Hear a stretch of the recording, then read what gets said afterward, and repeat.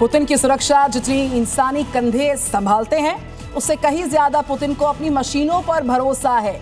जी हां, हेलीकॉप्टर से लेकर कार तक, हवाई जहाज से लेकर याट तक, पुतिन के काफी जो पूरा जो सिलसिला है इसमें बहुत सारी एडवांस मशीन्स उनके कॉन्वॉय में शामिल हैं जो पुतिन को अभेद सुरक्षा देती है। एक और रिपोर्ट हमने तैयार की है, देखिए स्पेशल रिपोर्ट। पुतिन जब हवा में होते हैं तो उनकी सुरक्षा अभेद हो जाती है।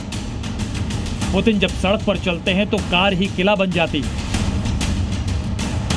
और जब पुतिन समंदर में होते हैं तब भी परिंदा पर नहीं मार सकता। जानते हैं क्यों? क्योंकि पुतिन को इंसानों पर भले ही कम भरोसा हो, मगर वो अपनी मशीनों पर आंख मूंद कर भरोसा करते हैं।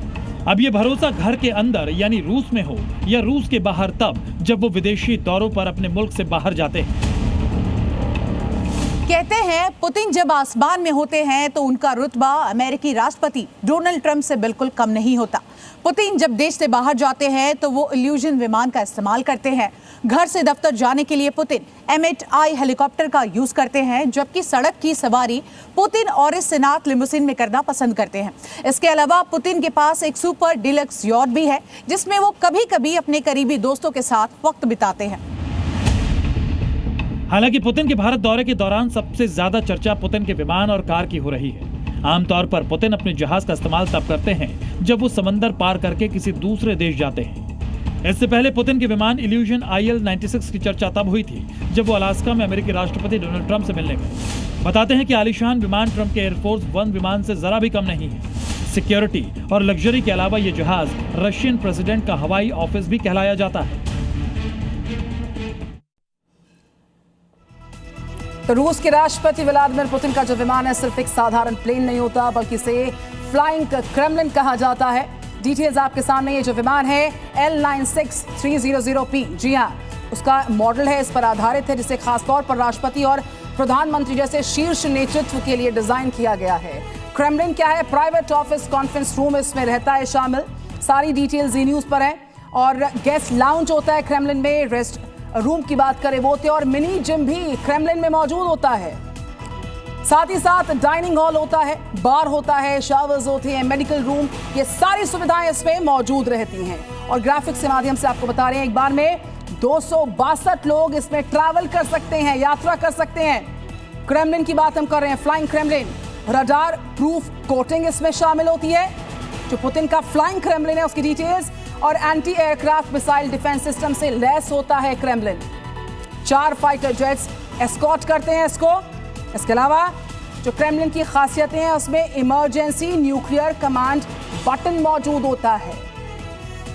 एक बार में 13,500 किलोमीटर की जो डिटेल्स हैं वो सामने आती हैं। हवा में जो रिफ्यूलिंग का जो एक फैसिलिटी है वो इसमें शामिल है। लगातार 45,000 किलोमीटर तक ये उड़ता है।